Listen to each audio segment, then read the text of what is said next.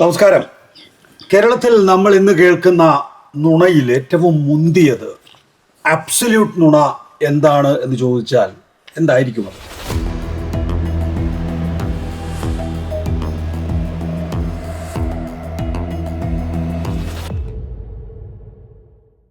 സർക്കാർ ആശുപത്രിയിൽ മുഴുവൻ ചികിത്സാ പിഴവും സ്വകാര്യ ആശുപത്രിയിൽ അതില്ല എന്നുമുള്ള മാധ്യമ നാട്യം. റിസർച്ച് ടോപ്പിക്ക് ചർച്ച ചെയ്യുന്നു. കെ ശൈലജ ടീച്ചർ, CPIM കേന്ദ്ര കമ്മിറ്റി അംഗം, KG ജേക്കബ് ഡെക്കാൻ ക്രോണിക്കൽ, ഒപ്പം തന്നെ ഡോക്ടർ ജോ ജോസഫ്, കാർഡിയോളജിസ്റ്റ് ലിസി. ആരോഗ്യ രംഗം ആടി ഉലയുകയാണ് സർ എന്നാണ് ഇന്ന് മാതൃഭൂമി പത്രത്തിൻ്റെ ഹെഡ്ലൈൻ. അതിലേക്ക് വരാം. അതിനു മുമ്പ് വീണ ജോർജ് ആരോഗ്യമന്ത്രി പറയുന്നത് സ്വകാര്യ ആഗോള കുത്തകകളെ സംരക്ഷിക്കാനുള്ള നീക്കമാണ് മാധ്യമങ്ങൾ നടത്തുന്നത് എന്നാണ്.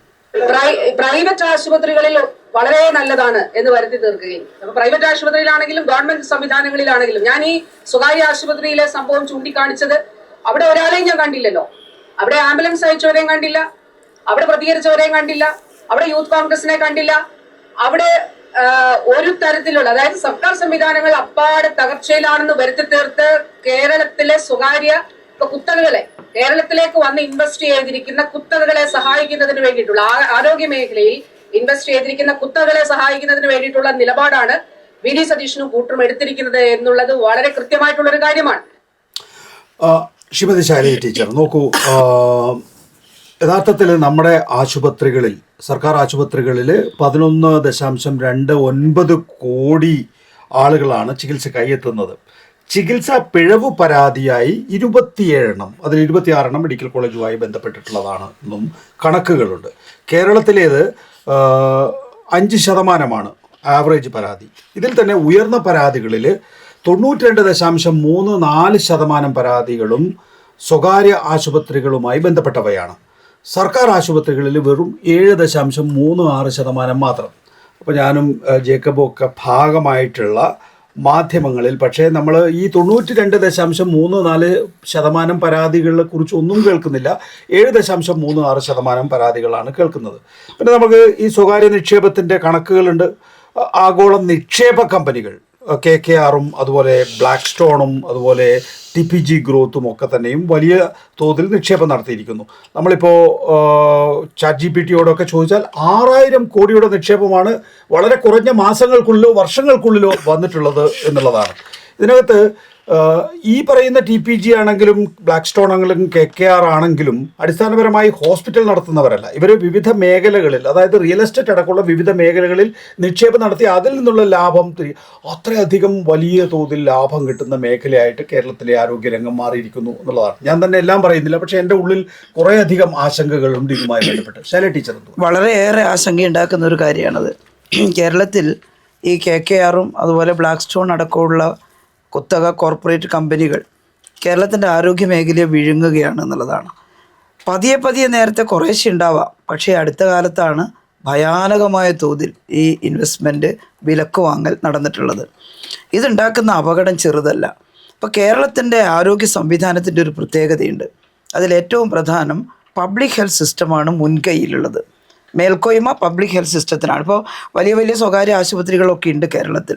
പക്ഷേ കോവിഡ് കാലത്ത് നമ്മൾ നന്നായിട്ട് മനസ്സിലാക്കിയിട്ടുള്ളതാണ്, പ്രൈമറി മുതൽ സെക്കൻഡറിയിലും ടേർഷ്യറിയിലും അതുപോലെ മെഡിക്കൽ കോളേജും നമുക്ക് പരന്നു കിടക്കുന്ന ആരോഗ്യ സംവിധാനങ്ങൾ കുറേ വർഷക്കാലമായിട്ട് നാം നടത്തിയ പരിശ്രമത്തിൻ്റെ ഭാഗമായിട്ടുണ്ടായതാണ്. അത്രയും വിപുലമായ പബ്ലിക് ഹെൽത്ത് സിസ്റ്റം ഇല്ലാത്തതിൻ്റെ ദോഷം മറ്റ് ജില്ലകൾ മറ്റ് സംസ്ഥാനങ്ങൾ അനുഭവിച്ചിട്ടുണ്ട്. അതിൻ്റെ ഏറ്റവും നല്ലൊരു ഉദാഹരണമായിരുന്നു കോവിഡ് കാലത്ത് തന്നെ മഹാരാഷ്ട്രയിലെ ആരോഗ്യമന്ത്രി രാജേഷ് തോപ്പെ വിളിച്ചിരുന്നു. അദ്ദേഹം പറഞ്ഞു, ഞങ്ങളാകെ ബുദ്ധിമുട്ടിലാണ്, ഇവിടെ പ്രൈവറ്റാണ് കൂടുതൽ, പബ്ലിക് ഹെൽത്ത് സിസ്റ്റം കുറവാണ്. അപ്പോൾ ഈ പ്രൈവറ്റുകാർ ഞങ്ങൾ പറഞ്ഞിട്ടൊന്നും കേൾക്കുന്നില്ല, എങ്ങനെയാണ് പ്രൈവറ്റുകാരെ കൂടി നിങ്ങൾ സഹകരിപ്പിക്കുന്നത്? ഇവിടെ ഈ വലിയ കച്ചവടം നടക്കുന്നതിന് മുമ്പ് കേരളത്തിലെ പ്രൈവറ്റ് ഹെൽത്ത് സിസ്റ്റം, സ്വകാര്യ മേഖല, അതിന് കുറേ ദോഷവശങ്ങളുണ്ട്. പക്ഷെ അങ്ങനെ ഉണ്ടെങ്കിലും അതിൻ്റെ മാനേജ്മെൻറ്റ് നമുക്ക് ചില സന്നിഗ്ധ ഘട്ടങ്ങളിൽ അവരെ സഹകരിപ്പിക്കാൻ കഴിഞ്ഞിരുന്നു എന്നുള്ളത് വസ്തുതയാണ്. എന്നാൽ ഇപ്പോൾ അത് മാറുകയാണ്.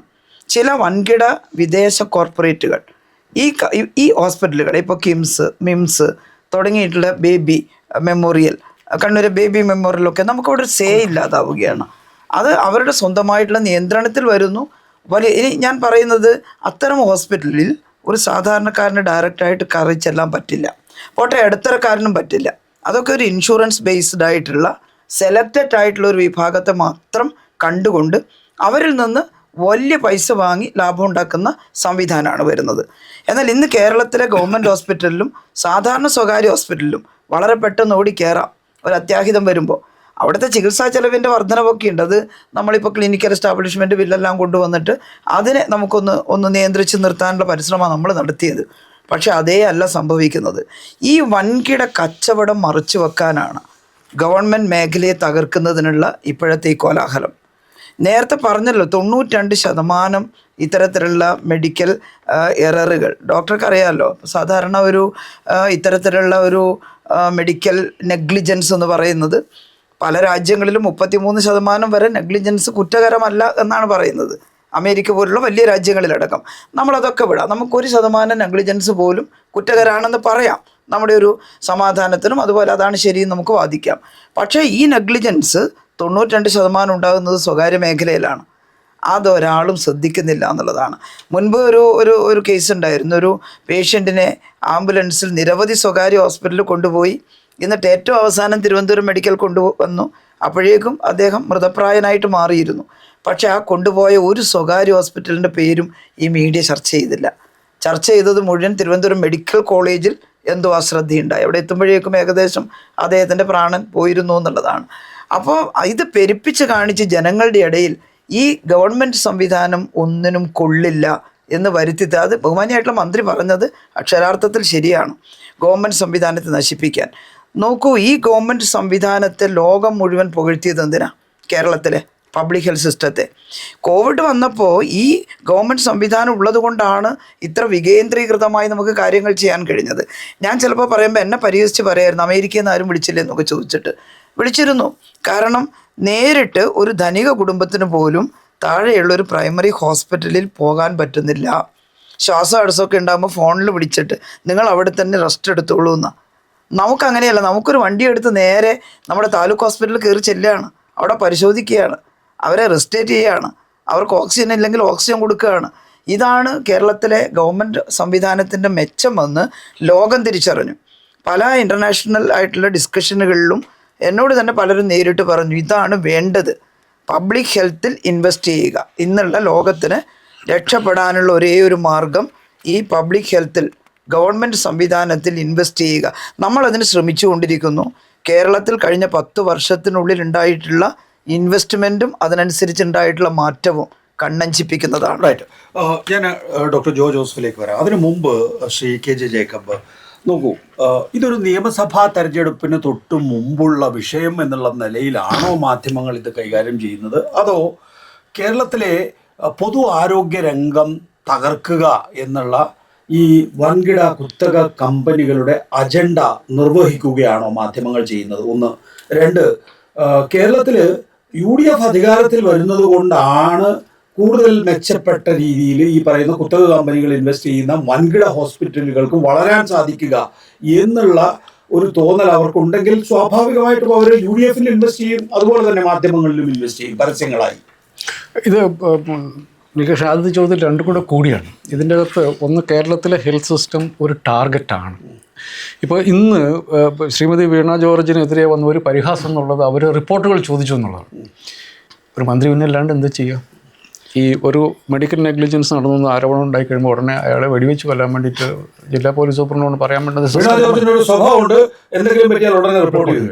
അവർ റിപ്പോർട്ട് ചോദിച്ചിട്ട്. ഇപ്പോൾ കോഴിക്കോട് ഒരു സ്ത്രീക്ക് ഇത് ഒന്നും ചെറിയ കാര്യമായിട്ട് ഞാൻ കണക്കാക്കില്ല കേട്ടോ. കാരണം നമ്മളൊരു ഹോസ്പിറ്റൽ സർജറിക്ക് പോയി കഴിയുമ്പോൾ കത്രിയും കൊണ്ട് പോരാൻ വേണ്ടിയിട്ടല്ല നമ്മൾ ഹോസ്പിറ്റലിൽ പോകുന്നത്. ആ കാര്യത്തിൽ നമുക്ക് യാതൊരു തർക്കമില്ല.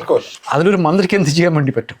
അവർക്ക് ചെയ്യാൻ വേണ്ടി പറ്റുന്നത് ഇത് എങ്ങനെ സംഭവിച്ചു എന്ന് അന്വേഷിക്കുക, അവർക്ക് ന്യായമായിട്ടുള്ള ഒരു നഷ്ടപരിഹാരം കൊടുക്കുക, പോലീസ് കേസ് രജിസ്റ്റർ ചെയ്യുക, അത് അന്വേഷണം. കാരണം ഇതിൻ്റെ അകത്ത് ഡോക്ടർമാരുടെ ഒരു കളിയുണ്ടെന്ന് കുട്ടിക്കും. ഇത് അവരും പറയുന്നില്ല എവിടെ വെച്ചാണ് സംഭവിച്ചത് എന്ന് അവരും പറയുന്നില്ല. പിന്നെ ഒരു മന്ത്രിക്ക് എന്ത് ചെയ്യാൻ പറ്റും? പോലീസ് ഇൻവെസ്റ്റിഗേഷൻ അവർ വിട്ടു.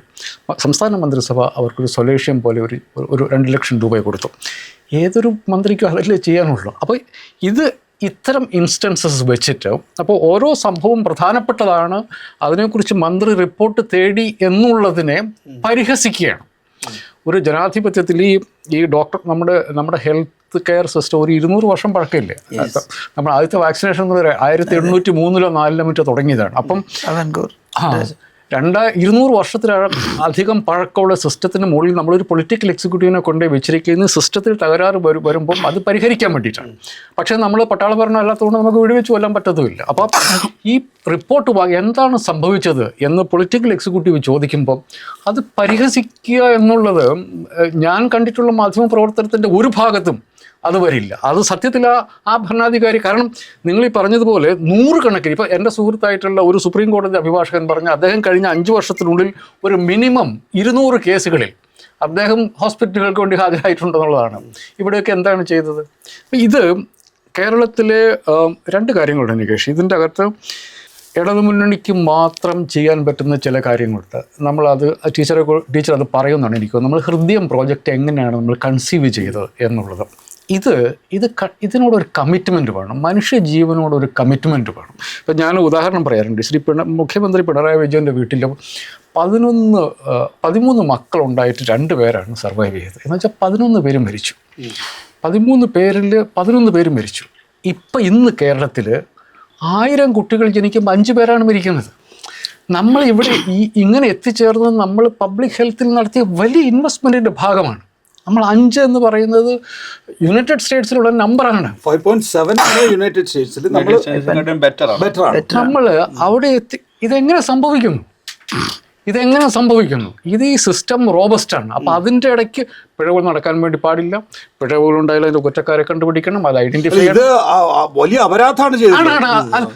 തർക്കം ഉണ്ടാവില്ല അല്ലേ ടീച്ചറെ? അല്ലേ, ഒരു നമ്മുടെ വയറ്റിനുള്ളിൽ ഒരു സാമഗ്രി, ശസ്ത്രക്രിയാ സാമഗ്രി വെക്കുക, എന്നിട്ട് അതിന്റെ മേലധ്യക്ഷ പറയുക ഇത് 50 വർഷം കിടന്നാലും ഒരു കുഴപ്പമില്ല.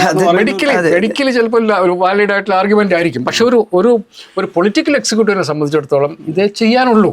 അവരെ സംബന്ധിച്ച് വസ്തുത എന്താണെന്ന് അറിഞ്ഞിട്ട് അതിന്റെ പുറത്തൊരു തീരുമാനം എടുക്കാൻ വേണ്ടിയിട്ടാണ് അവരവിടെ വെച്ചിരിക്കുന്നത്. അത് ചെയ്തത് പരിഹസിക്കാൻ വേണ്ടി ചെയ്യുകയാണ്. അപ്പോൾ ഇതിനകത്ത് ഒരു കാര്യം കൂടി, രണ്ടാമത്തെ കാര്യം എനിക്ക് തോന്നുന്നത്, ഈ കഴിഞ്ഞ 10 വർഷത്തിനുള്ളിൽ നമ്മൾ ഹെൽത്ത് കെയർ ഇൻഫ്രാസ്ട്രക്ചർ, നിങ്ങളിപ്പോൾ പറഞ്ഞാൽ 6000 കോടി എന്ന് പറയാം, നമ്മൾ ഒക്കെ പ്രൈവറ്റ്, അതിൽ കൂടുതൽ പണം സംസ്ഥാന സർക്കാർ ഇൻവെസ്റ്റ് ചെയ്തിട്ടുണ്ട്. നമ്മൾ വലിയ ആശുപത്രികൾ പണിതിട്ടുണ്ട്. ഇപ്പോൾ കൊച്ചിയിൽ ഞാൻ ക്യാൻസർ സെൻ്ററിൻ്റെ അടുത്താണ് ഞാൻ താമസിക്കുന്നത്. 450 കോടിയോളം മുടക്കുണ്ട്. ഈ ഒരു ഫേസിൽ നമ്മൾ വലിയ ഇൻഫ്രാസ്ട്രക്ചർ ഉണ്ടാക്കിയിട്ടുണ്ട്. ഒരു സർക്കാർ കൂടി വരികയാണെങ്കിൽ നമ്മൾ ഇപ്പോൾ എനിക്കൊന്ന് കൂടുതൽ ഡോക്ടർമാരെ കൂടി നിയമിക്കുകയാണെങ്കിൽ നമ്മൾ കാണുന്ന ലോകത്തിലെ best public health care system അവിടെയാണ് കെ ജേക്കബ് ഞാൻ ചോദിച്ചത്. അതായത് UDF അധികാരത്തിൽ വരിക എന്ന ലക്ഷ്യം ഈ അവസാന ഘട്ടത്തിൽ ഈ മരുന്നുകൾ പറയുന്ന ആഗോള കമ്പനികൾക്കുണ്ടോ? താങ്കൾക്ക് നേരിട്ട് പറയാൻ കഴിയില്ലെങ്കിൽ അല്ല, അത് നമ്മളത് ആലോചിച്ചാൽ മതി. എന്തുകൊണ്ട് ഇത്രയധികം എതിർപ്പ് വരുന്നു? ഇപ്പം നമ്മൾ നമ്മൾ ഹാർഡ്വെയർ വാങ്ങിക്കഴിഞ്ഞിരിക്കും. നമുക്കിനി സോഫ്റ്റ്വെയറാണ് വേണ്ടത്.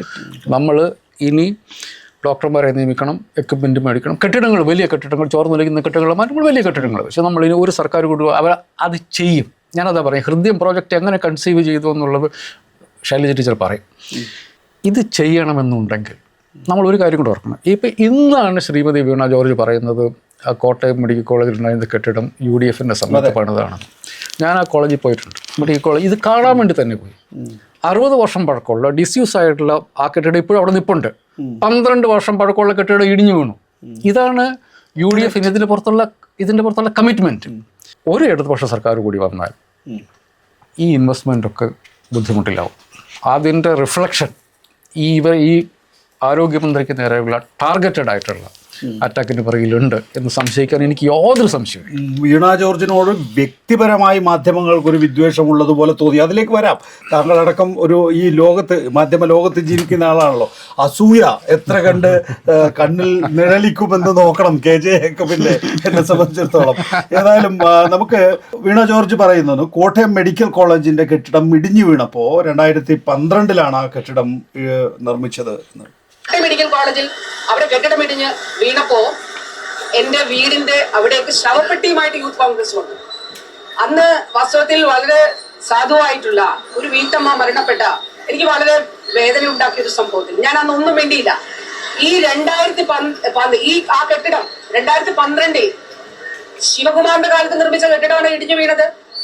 ആ ശിവകുമാറിന്റെ എതിരെയുള്ള പ്രതിഷേധം ഇവർ നടത്തിയോ? അന്ന് എന്റെ വീടിന് നേരെയും എനിക്ക് നേരെയും ആക്രമണവും അതിക്രമവും നടത്താൻ ഇവർ ശ്രമിച്ചില്ലേ?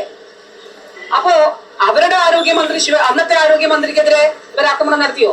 അല്ലെങ്കിൽ ഇവര് റീത്ത് വെച്ചോ? ഇവർ ശവപ്പെട്ടിയുമായിട്ട് പോയോ? പക്ഷെ അത് ഇന്നാണ് പറയുന്നത് എന്ന് പറയുമ്പോൾ അന്ന് എന്തുകൊണ്ടത് പറഞ്ഞില്ല എന്നുള്ളത് ആരോഗ്യ മന്ത്രാലയം തന്നെ അത് വിശദീകരിക്കേണ്ടതാണ്. ഡോക്ടർ ലളിതാംബിക അവർ പറയുന്നത് 5 വർഷമല്ല 50 വർഷം കിടന്നാലും ഒരു കുഴപ്പമില്ല എന്നാണ്. സിസ്റ്റത്തിന് തകരാറുണ്ട്, ശസ്ത്രക്രിയ ഉപകരണങ്ങളുടെ പേരുകൾ ആദ്യം ബോർഡിൽ എഴുതണമെന്നാണ്. നോക്കാം, അതും കൂടെ കേട്ട് 5 വർഷം ജീവിച്ചാലും ഒന്നും സംഭവിക്കത്തില്ല. അത് യൂറിനറി സ്റ്റോണിന്റെ വേദനയാണ്. ഇതിപ്പം ഈ ഒരു സിംറ്റം വന്നുകൊണ്ട് കണ്ടുപിടിച്ചു. ഡോക്ടർ ജോ ജോസഫ്, അത് പറയാൻ പാടുണ്ടോ? തീർച്ചയായിട്ടും അത് വളരെ നിരുത്തരവാദിത്തപരമായ ഒരു സ്റ്റേറ്റ്മെന്റ് ആയി പോകുന്നത് യാതൊരു സംശയമില്ല. കാരണം വെച്ചാൽ ഒരു മെഡിക്കൽ നെഗ്ലിജൻസ് വന്നിട്ടുണ്ട് എന്ന് പ്രഥമദൃഷ്ട്യാ ബോധ്യമായിട്ടൊരു കേസാണ്. അങ്ങനെയുള്ളപ്പോൾ അത് എവിടെ സംഭവിച്ചു എന്ന് കൃത്യമായിട്ട് മനസ്സിലാക്കി അതിന് നടപടികൾ എടുക്കുകയാണ് വേണ്ടിയിരുന്നത്. ആ പ്രസ്താവന തീർച്ചയായിട്ടും മെഡിക്കൽ ഒരു ഡോക്ടറിന്റെ ഭാഗത്തു നിന്ന് ഒരിക്കലും പ്രതീക്ഷിക്കാവുന്നതല്ല. കാരണം എപ്പോഴും ജീവനെ സംരക്ഷിക്കാനായിട്ടാണ് ശ്രമിക്കുന്നവരാണ്, വേദന കുറയ്ക്കാനായിട്ട് ശ്രമിക്കുന്നവരാണ്. നിരന്തരം ഇതിന്റെ മൂലം ഒരു വേദനയുള്ള ഒരാളെ കൂടുതൽ വേദനിപ്പിക്കുന്ന ഒരു പ്രസ്താവനയായി പോയെന്നതിൽ യാതൊരു സംശയമില്ല. ഇതെങ്ങനെയാണ് സംഭവിക്കുന്നത്? ഈ WHO ഒക്കെ മാനദണ്ഡങ്ങൾ ഇപ്പോൾ താങ്കൾ ഒരു ലിസി എന്ന പ്രൈവറ്റ് ഹോസ്പിറ്റലിൽ വർക്ക് ചെയ്യുന്ന ആളാണ്. പക്ഷേ ഈ WHO മാനദണ്ഡങ്ങളൊന്നും പാലിക്കാതെയാണോ സാധാരണഗതിയിൽ ഇത്തരം ഓപ്പറേഷൻസ് ഒക്കെ നടത്താറുള്ളത്? തീർച്ചയായിട്ടും ഇതിനകത്ത് ഈ ആർട്ടറി ഫോർസെപ്സ് അല്ലേ? അതെ, കാരണം വെച്ചാൽ ചില സ്പെഷ്യാലിറ്റീസ് കൂടുതലായിട്ട് വൾണറബിൾ ആയിട്ടുള്ള സ്പെഷ്യാലിറ്റീസ് ആണ്. പ്രത്യേകിച്ച് സർജിക്കൽ സ്പെഷ്യാലിറ്റീസ്. ഏതൊരു കണക്കുകൾ പരിശോധിക്കുകയാണെങ്കിലും ഏറ്റവും അധികം കൂടുതൽ സാധ്യതയുള്ളത് സർജിക്കൽ സ്പെഷ്യാലിറ്റീസ് ആണ്. പ്രത്യേകിച്ച് അബ്ഡോമിനൽ സർജറിയുമായിട്ട് ബന്ധപ്പെടുന്ന പ്രശ്നങ്ങൾ. ഒന്ന് ഗൈനക്കോളജി, ഗ്യാസ്ട്രോ എൻട്രോളജി. ഇവിടെയൊക്കെയാണ് ഇങ്ങനെയുള്ള സാധനങ്ങൾ, പ്രത്യേകിച്ച് ആർട്ടറി ഫോർസെപ്സ് അല്ലെങ്കിൽ ഗോസുകൾ, മോപ്സുകൾ ഒക്കെ നഷ്ടപ്പെടാനുള്ള സാധ്യതയുണ്ട്. അതിനകത്ത് സിസ്റ്റമാറ്റിക് ആയിട്ടുള്ള മാനേജ്മെൻറ്റ് പ്രോട്ടോകോൾസും ഉണ്ട്. അത് ചെയ്യുന്ന surgeon, anaesthetist, scrub nurse, floor nurse എല്ലാം കൃത്യമായി വെരിഫൈ ചെയ്ത് എല്ലാവരും ഒപ്പിട്ടിട്ടുള്ള ഒരു പ്രോട്ടോകോൾ സിസ്റ്റംസ് ഉണ്ട്. അവിടെ പല കാരണങ്ങളാൽ ഒരുപക്ഷെ ആ പ്രോട്ടോകോൾ പൂർണ്ണമായി പാലിക്കാൻ സാധിച്ചിട്ടുണ്ടാവില്ല. അതാണ് അവിടെ സംഭവിച്ചിരിക്കുന്നതും. അതുകൊണ്ട് ഇതെങ്ങും നടക്കാത്തതായിട്ട് കരുതുകയേ വേണ്ട. മനസ്സിലായി? തീർച്ചയായിട്ടും വളരെ അപൂർവമായി നടക്കുന്നതുമാണ്. നമ്മളൊരു കാര്യം മനസ്സിലാക്കുക, നമ്മൾ പബ്ലിക് ഹെൽത്ത് സിസ്റ്റത്തിൽ മുമ്പ് പറഞ്ഞതുപോലെ ഏകദേശം 11 കോടി ജനങ്ങൾ OP ബേസിസിൽ ചികിത്സ എടുക്കുന്നു.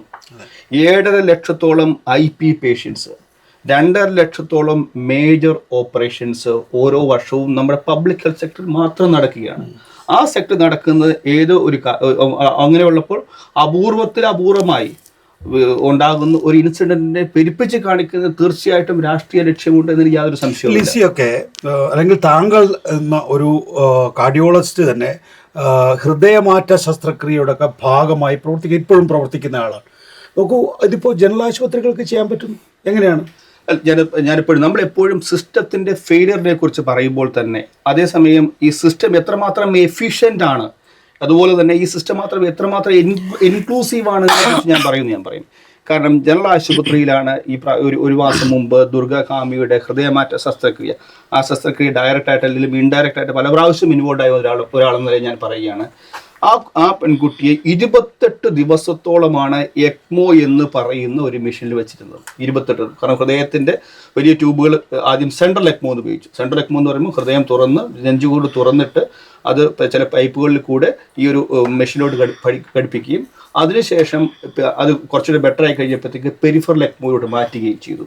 28 ദിവസം ഒരാളെ എക്മോയിൽ കീപ്പ് ചെയ്യുക എന്ന് പറയുന്നത് അത്ര എഫിഷ്യൻ്റ് ആയിട്ടുള്ള സിസ്റ്റത്തിൽ അല്ലാതെ വേറെ എങ്ങും പറ്റുകയില്ല. എക്മോയിലൂടെ പോകുമ്പോഴത്തേക്ക് പല കാര്യങ്ങളും സംഭവിക്കാം. ഇൻഫെക്ഷൻസ് ഉണ്ടാകും, കാരണം ബ്ലഡ് മുഴുവൻ വേറെ സർക്യൂട്ടിൽ പോവുകയാണ്. അവിടെ രക്തം കട്ടപിടിക്കാതിരിക്കാനുള്ള മരുന്നുകൾ കൊടുക്കുമ്പോഴത്തേക്ക് ബ്ലീഡിങ് കൊണ്ടാനുള്ള സാധ്യത വളരെ കൂടുതലാണ്. അവിടെ രക്തം കട്ടപിടിക്കാനുള്ള സാധ്യതകൾ കൂടുതലാണ്. ചിലപ്പോൾ രക്തം കട്ടപിടിക്കാം.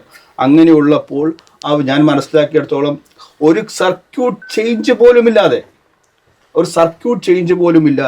28 ദിവസം ആ കുട്ടിയെ അവിടെ നമ്മുടെ ജനറൽ ഹോസ്പിറ്റലിൽ അവിടെ ചികിത്സിക്കാൻ പറ്റിയിട്ടുണ്ടെങ്കിൽ ആ സിസ്റ്റത്തിൻ്റെ എഫിഷ്യൻസിയാണ് കാണിക്കുന്നത്.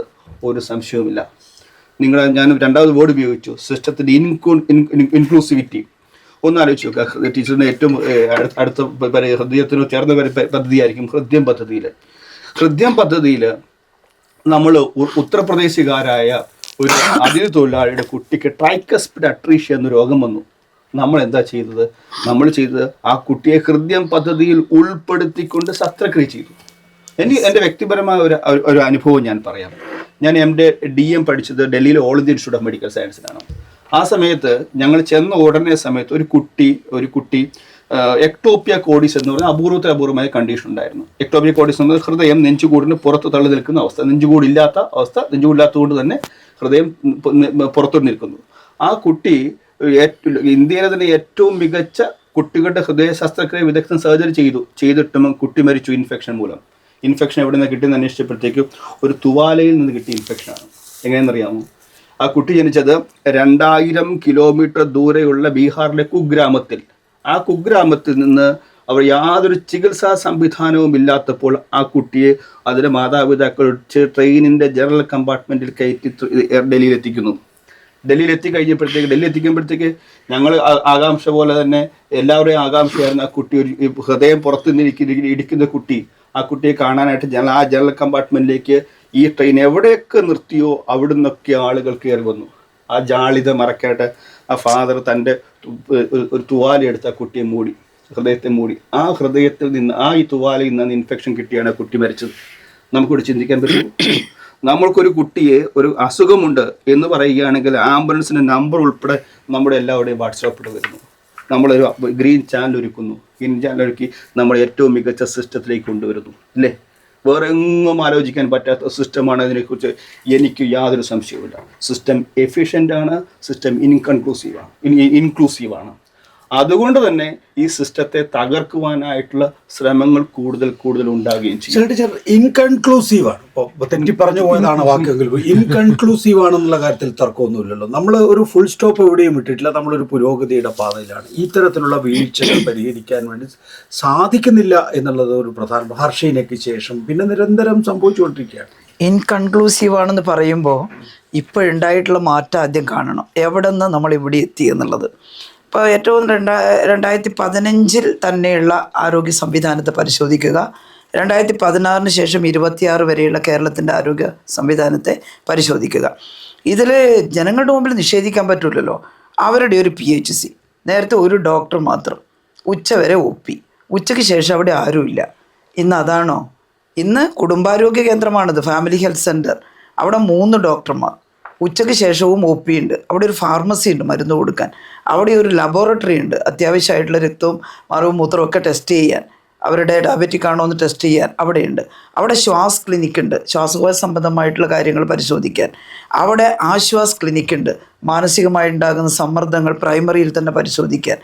അത് പടിപടിയായി ഉയർത്താനാണ് തീരുമാനിച്ചത്. ഇനി അവിടെ ഡെൻ്റൽ ചെയർ, വദന ആരോഗ്യം സംരക്ഷിക്കുന്നത്. ഒരുപാട് ഫാമിലി ഹെൽത്ത് സെൻ്ററുകളിൽ ക്യാൻസറിൻ്റെ ഏർലി ഡിറ്റക്ഷൻ ഇതൊക്കെ നമ്മൾ തുടങ്ങി. നേഴ്സുമാരുടെ പ്രീ ചെക്കപ്പ് ഒരു ഫാമിലി ഹെൽത്ത് സെൻ്ററിൽ കയറി ചെല്ലുമ്പോൾ തന്നെ ഇതെല്ലാം നമ്മൾ ഡോക്ടർമാരുടെ റൂം, അത് എല്ലാ തരത്തിലും മാനുവലിൽ പറഞ്ഞിട്ടുള്ള കാര്യങ്ങൾ, ഹാൻഡ് വാഷും ക്രാഷ് കാർട്ടും ഒക്കെ അടങ്ങിയിട്ടുള്ള ഒരു ആധുനിക സംവിധാനം അത് നമ്മൾ ഒരുക്കിയിരിക്കുന്നു. എന്താണ് ഇപ്പോഴത്തെ ഫാമിലി ഹെൽത്ത് സെൻ്ററിൻ്റെ അവസ്ഥ? ജനം കാണുന്നതല്ലേ. ഇപ്പം ഞാൻ മന്ത്രിയായപ്പോൾ ഉദ്ഘാടനം ചെയ്യാൻ പോകുമ്പം 10,000 ആളുകൾ ഒഴുകിയെത്തുമായിരുന്നു ആശുപത്രി. വീണ ജോർജിൻ്റെ അവസ്ഥ അത് തന്നെയാണ്. ഇപ്പം 800-ലേറെ പ്രൈമറി ഹെൽത്ത് സെൻ്ററുകൾ കുടുംബാരോഗ്യ കേന്ദ്രമായി മാറിയിരിക്കുന്നു. അവിടെയെല്ലാം ഒരു ഡോക്ടർക്ക് പകരം 3 ഡോക്ടറെ കിട്ടുന്നു. നമ്മൾ സ്റ്റാഫ് ഷോർട്ടേജൊക്കെ പറയുന്നുണ്ട്. നമ്മൾ ഈ പേഷ്യൻ്റ് ഡോക്ടർ അനുപാതമൊക്കെ ഒരു സോഷ്യലിസ്റ്റ് രാജ്യങ്ങളിലുള്ള അനുപാതത്തിനെ അനുസരിച്ചിട്ടാണ് നമ്മൾ മെഷർ ചെയ്യുന്നത്. അത് വേണം, തർക്കമൊന്നുമില്ല. പക്ഷേ നമ്മുടെ മറ്റ് സംസ്ഥാനങ്ങളിലെ രോഗി ഡോക്ടർ അത്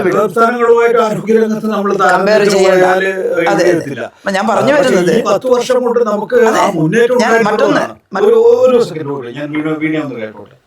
ഇവരുടെ കാലത്ത് ആരോഗ്യമന്ത്രി, അന്നത്തെ ആരോഗ്യമന്ത്രി തിരുവനന്തപുരം മെഡിക്കൽ കോളേജിൽ പോയി, തുടയല് പൊട്ടി പോയിട്ട് സങ്കീർണമായിട്ട് അവിടെ ഇറങ്ങി ഓടുന്ന സ്ഥിതിയാണ് ഉണ്ടായത്. ഇവരുടെ കാലത്ത് കരൾ മാറ്റിവെക്കൽ ശസ്ത്രക്രിയ ശ്രമിച്ചു തിരുവനന്തപുരം മെഡിക്കൽ കോളേജിൽ. ഒരു സൗകര്യവുമില്ലാതെ രോഗി നിർഭാഗ്യകരമായി മരണപ്പെടുന്നു പോയ സാഹചര്യം ഉണ്ടായി. ഇവരുടെ കാലത്ത് ആരോഗ്യ മേഖലയിൽ ഇത്ര വലിയ തകർച്ചയുണ്ടായി. ആ തകർച്ചയിൽ നിന്ന് ആരോഗ്യ മേഖലയെ കൈപിടിച്ചുയർത്തിയത് ഇടതുപക്ഷമാണ്. ഒരു സിസ്റ്റം ഉണ്ടാക്കിയത് ഇടതുപക്ഷമാണ്. കറക്റ്റ്. അതാണ് ഞാൻ പറഞ്ഞു വരുന്നത്. ഒരു സിസ്റ്റം ഉണ്ടാക്കിയത് ഇടതുപക്ഷമാണ്, മിനിസ്റ്റർ പറഞ്ഞതുപോലെ. അതാണ് ഞാൻ പറഞ്ഞത്. ഇതിൽ താലൂക്ക് ഹോസ്പിറ്റൽ നേരത്തെ ബഹുമാന്യായിട്ടുള്ള വീണ ജോർജ് പറഞ്ഞല്ലോ, 12 വർഷമായ പഴക്കായ കെട്ടിടം തകർന്നു വീണു എന്നുള്ളത്. കെടുകാര്യസ്ഥയായിരുന്നു അവരുടെ കാലത്ത്. മാത്രമല്ല കുറേ കെട്ടിടങ്ങൾ 10, 30, 40 വർഷമുള്ളത് ഉണ്ടായിരുന്നു. അതേതെങ്കിലും ഒന്ന് മാറ്റി പണിയാൻ UDFൻ്റെ കാലത്ത് തയ്യാറായിരുന്നോ? അവർ ശ്രദ്ധിച്ചിട്ടേ ഇല്ല. ചോർന്നൊലിക്കുന്നതാണെങ്കിൽ ചോർന്നൊലിക്കുന്നത്. എത്ര ആളുകളാണ് ഗവൺമെൻറ് സംവിധാനത്തിൽ വന്നിരുന്നത്? 2016 33% ആളുകളെ ഗവൺമെൻറ് ഹോസ്പിറ്റലിനെ ആശ്രയിച്ചിരുന്നുള്ളൂ. വിശ്വാസ്യത കുറവായിരുന്നു. ആളുകൾക്ക് ആശുപത്രി വിശ്വാസക്കുറവ് മാത്രമല്ല, ഈ സംവിധാനത്തിൽ വർക്ക് ചെയ്യുന്നവർക്ക് ആത്മവിശ്വാസക്കുറവുണ്ടായിരുന്നു. ഒരുപാട് ആളുകൾ ഗവൺമെൻറ് സംവിധാനം വിട്ട് വെളിയിലേക്കൊക്കെ പോയിക്കൊണ്ടിരിക്കുന്ന ഒരു കാലഘട്ടം കൂടിയായിരുന്നു അത്. അതാണ് നമ്മൾ തിരിച്ചു പിടിച്ചത്. ഇന്ന് ഗവൺമെൻറ് സംവിധാനത്തിൽ വർക്ക് ചെയ്യാൻ ഒരു ആത്മവിശ്വാസം അവിടെ വർക്ക് ചെയ്യുന്നവർക്കുണ്ട്. നല്ല പ്രൊട്ടക്ഷൻ ഉണ്ട്. മാത്രമല്ല നല്ല സംവിധാനമുണ്ട്. നമ്മൾ ബോൾഡായിട്ട് എടുത്തൊരു തീരുമാനമുണ്ട്. ജനങ്ങൾക്ക് ഈ ചികിത്സാ രീതികൾ അവരിലേക്ക് കൊണ്ടുവരിക ഏറ്റവും അടുത്ത്. അതിൻ്റെ ഭാഗമായിട്ടാണ് 3 സൂപ്പർ സ്പെഷ്യാലിറ്റികൾ താഴേക്ക് കൊണ്ടുവരാൻ തീരുമാനിച്ചത് ജില്ലാ തലത്തിൽ. ഏത് സംസ്ഥാനം അങ്ങനെ എടുത്തിട്ടുണ്ട്? നമ്മളത് കൊണ്ടുവന്നതിൻ്റെ ഗുണം അനുഭവിച്ചു. ഇന്ന് കാത്ത് ലാബ് ഡിസ്ട്രിക്ട് ഹോസ്പിറ്റലിന് കൊടുക്കും. എന്നോടൊന്ന് പലരും പറഞ്ഞിട്ടുണ്ട്, പ്രാന്ത നടപടിയാണ്, കാർഡിയോളജിസ്റ്റിന് കിട്ടില്ല. കിട്ടി. ഇന്ന് ഡിസ്ട്രിക്ട് ഹോസ്പിറ്റലിലെ കാത്ത് ലാബ് ഉപയോഗിച്ച് 1000കണക്കിന് ആൻജിയോഗ്രാമും ആൻജിയോപ്ലാസ്റ്റിയും ചെയ്തു. അർത്ഥം എന്താ? മെഡിക്കൽ കോളേജിലേക്ക് എത്തുമ്പോഴേക്കും മരിച്ചു പോകുമായിരുന്ന 1000കണക്കിന് മനുഷ്യരുടെ ജീവൻ രക്ഷിച്ചിട്ടാണ് നമ്മൾ വർത്തമാനം പറയുന്നത്.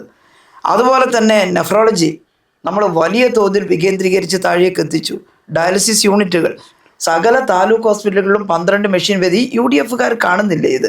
അവരുടെ എല്ലാം കുടുംബത്തിൽപ്പെട്ടവർ സ്വകാര്യ മേഖലയിൽ ചെന്ന് ആയിരങ്ങൾ ലക്ഷങ്ങൾ മുടക്കി ഡയാലിസിസ് ചെയ്തിരുന്ന പേഷ്യൻസിന് ഇന്ന് ഗവൺമെൻറ് സംവിധാനത്തിൽ 64,000-ലേറെ പേർക്കാണ് ഒരു വർഷം ഡയാലിസിസ് ചെയ്യുന്നത്. എത്തിച്ചിരിക്കുന്നു നമ്മൾ. സ്ട്രോക്ക് യൂണിറ്റുകൾ, ന്യൂറോളജി നമ്മൾ താഴേക്ക് വന്നു. ജില്ലാ ഹോസ്പിറ്റലുകളിൽ സ്ട്രോക്ക് യൂണിറ്റ് ആരംഭിച്ചു. വേറൊന്നുമല്ല, ഏതെങ്കിലും തരത്തിലുള്ള ഒരു ഹെമറേജോ ഒരു സ്ട്രോക്കോ ഒക്കെ വന്നാൽ 1 മണിക്കൂറിനുള്ളിൽ ഏറ്റവും അടുത്തൊരു ആസ്പത്രി സൗകര്യപ്രദമായി ഉണ്ടെങ്കിൽ എത്തിക്കാം. അവിടെ എത്തിച്ചാൽ ഈ പേഷ്യൻറ്റിനെ വീണ്ടെടുക്കാനുള്ളൊരു അവസരം കിട്ടും നമുക്ക്. സ്ട്രോക്ക് യൂണിറ്റ് ഡിസ്ട്രിക്ട്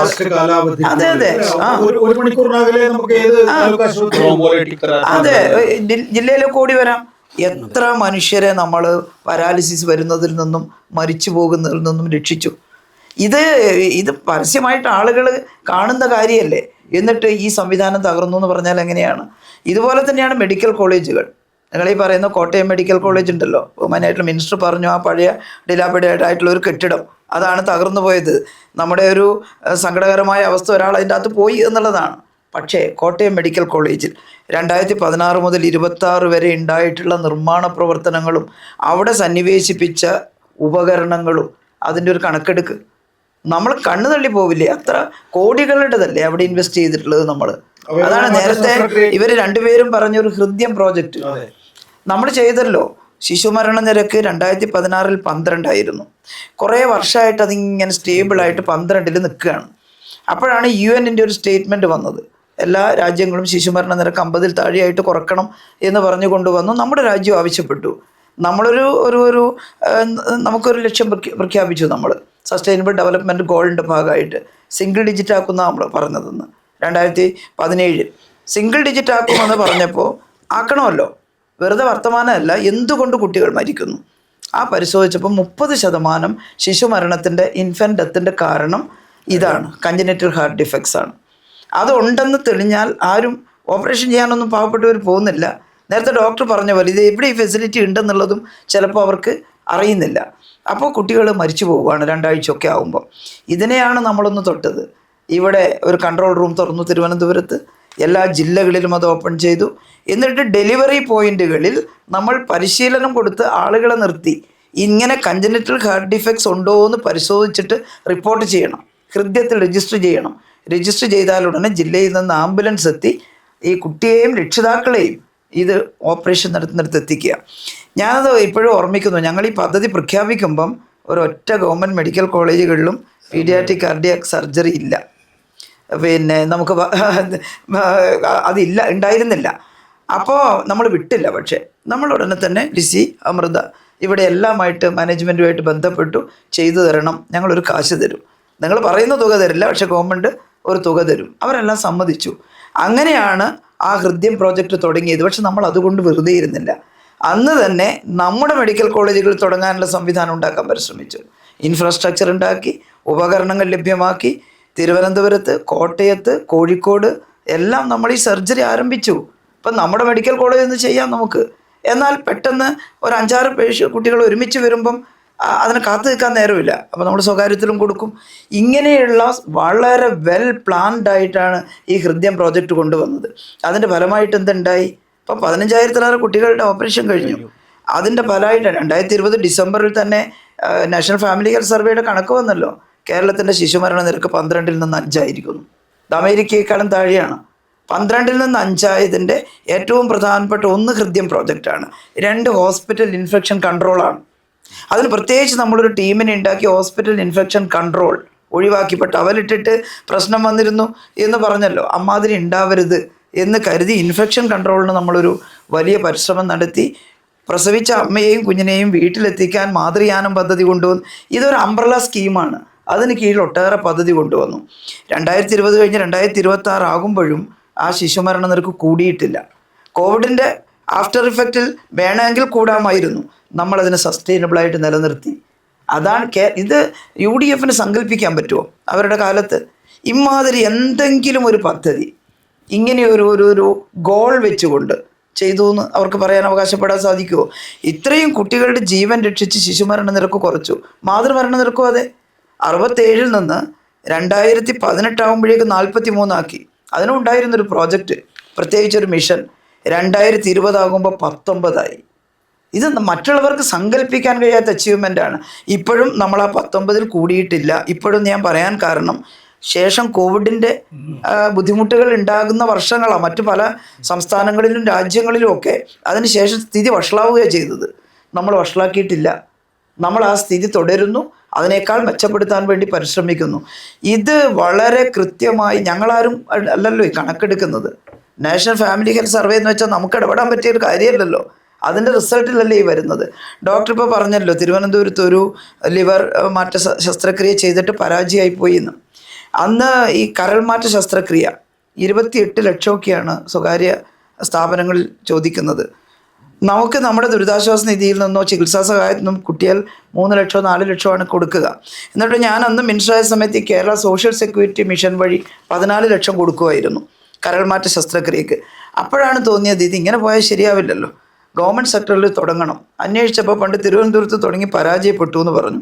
പരാജയപ്പെടാൻ പറ്റില്ല, ഇൻഫ്രാസ്ട്രക്ചർ ഉണ്ടാക്കണം. കാരണം ഒരു ഭാഗത്ത് ഹൃദയം എടുക്കുമ്പം, കരൾ എടുക്കുമ്പം തത്സമയത്ത് മറുഭാഗത്ത് വെക്കാനുള്ള സംവിധാനം ഒട്ടും ഇൻഫെക്ഷൻ ഇല്ലാതെ അന്തരീക്ഷം ഒരുക്കിയിട്ട് നമ്മൾ ഉണ്ടാക്കണം. അതിനാണ് കോട്ടയം മെഡിക്കൽ കോളേജിനെ അഭിവൃദ്ധിപ്പെടുത്തിയത്, അവിടെ സിസ്റ്റം ഉണ്ടാക്കിയത്. അന്ന് തന്നെ തുടങ്ങി നമ്മൾ. എന്നിട്ട് അത് പൂർത്തിയാക്കി ഡോക്ടർ സിന്ധുവിനെ മറ്റൊരു സ്ഥലത്ത് അയച്ച് 1 വർഷത്തെ പരിശീലനം ട്രെയിനിങ്ങിന് അയച്ചിട്ട് തിരിച്ച് കോട്ടയത്ത് പോസ്റ്റ് ചെയ്തു. ഇന്ന് കോട്ടയം മെഡിക്കൽ കോളേജിൽ കരൾമാറ്റ ശസ്ത്രക്രിയ വിജയകരമായി നടത്തിയിരിക്കുന്നു. ഇതിൻ്റെ എല്ലാം പിന്നിലൊരു എഫേർട്ടുണ്ട്. ആ എഫേർട്ട് ജനങ്ങൾക്ക് അനുഭവിക്കാനും സാധിച്ചിട്ടുണ്ട്. ഇതൊന്നുമല്ല പറഞ്ഞാൽ ഏത് മേഖലയാണ് നമ്മൾ സ്പർശിക്കാതിരുന്നത്? ആരോഗ്യ മേഖലയിൽ. ഞാനതെല്ലാം വിശദീകരിച്ചാൽ എത്രയോ മണിക്കൂർ പറയാം. ജനം അനുഭവിക്കുന്നതാണ്. ടോട്ടൽ ട്രോമാ കെയർ സിസ്റ്റം ഇന്ന് തിരുവനന്തപുരത്ത് കയറി ചെല്ലുമ്പോൾ തന്നെ മെഡിക്കൽ കോളേജിൽ വലതുഭാഗത്ത് ഒരു വലിയ trauma care emergency medical care unit ഉണ്ടല്ലോ, ഡൽഹിയിലെ എയിംസിനെ വെല്ലുന്നതാണത്. ഞാനങ്ങനെ പറയുമ്പോൾ ഒട്ടും അഹങ്കാരമല്ല. ഡൽഹി എയിംസിലെ ഇവിടെ ട്രോമാ കെയർ യൂണിറ്റിൻ്റെ ഹെഡ് ഡോക്ടർ സഞ്ജീവ് ബോയ്, ഞാൻ അന്ന് മന്ത്രിയായപ്പോൾ അദ്ദേഹത്തെ വിളിച്ചുകൊണ്ട് വന്നു. ഞങ്ങൾക്കൊന്നെണ്ണം ഉണ്ടാക്കണം, അതുപോലെ ഞങ്ങൾ ഇൻവെസ്റ്റ് ചെയ്യുന്നുണ്ട്, പൈസ ചിലവാക്കി കെട്ടിടം എടുക്കാം. പക്ഷേ എങ്ങനെയാണ് ഈ ട്രയാജ് കാര്യങ്ങളിൽ സംവിധാനം വരണം? ഇവിടെ വന്നു, ഇവിടുത്തെ ഡോക്ടർമാർ ഇരുത്തി ചർച്ച ചെയ്തു. 3-4 വരവ് അദ്ദേഹം വന്നു ഇത് മോണിറ്റർ ചെയ്യാൻ. ഞങ്ങളോട് വണ്ടിക്കൂലി പോലും ഫ്ലൈറ്റ് ചാർജ് പോലും വാങ്ങിയിട്ടില്ല. അത്ര ഇൻട്രസ്റ്റഡ് ആയിരുന്നു അയാൾ ആ കാര്യത്തിൽ. അദ്ദേഹത്തിൽ സഞ്ജീവ് ബോയും തേജ് പ്രകാശും. ഞാനും പോകും അവരുടെ കൂടെ. എനിക്ക് ഈ സിസ്റ്റത്തിനെ കുറിച്ച് നിങ്ങളെല്ലാം പറയുന്ന ധാരണയല്ല, പക്ഷേ ഇവരുടെ കൂടെ പോയി നിന്ന് ഓരോ പാർട്ടും ഞങ്ങൾ കണ്ട് മൈക്രോ പ്ലാൻ ചെയ്തിട്ടാണ് അതുണ്ടാക്കിയത്. അത് ഉദ്ഘാടനം ചെയ്ത ഉടനെയാണ് കോവിഡ് വന്നത്. അപ്പോൾ അത് കോവിഡ് ആശുപത്രിയായിട്ട് ഉപയോഗിച്ചു. അത് കഴിഞ്ഞ ഉടനെ തന്നെ ഇപ്പോൾ ഈ രണ്ടാമത് വന്ന ഗവൺമെൻറ് LDF ഗവൺമെൻറ് ആയതുകൊണ്ട് മാത്രം അതിനെ ഫങ്ഷൻ ചെയ്യിപ്പിച്ചു. കഴിഞ്ഞ ഗവൺമെൻറ് തന്നെ അതിനാവശ്യമായ പോസ്റ്റും ക്രിയേറ്റ് ചെയ്തു. 109 പോസ്റ്റ് ഇതിനു വേണ്ടി മാത്രം ക്രിയേറ്റ്. ഇവിടെ ആളില്ല എന്നൊക്കെ പറയുന്നുണ്ടല്ലോ. ടീച്ചർ പറഞ്ഞാൽ തീരില്ല. ആ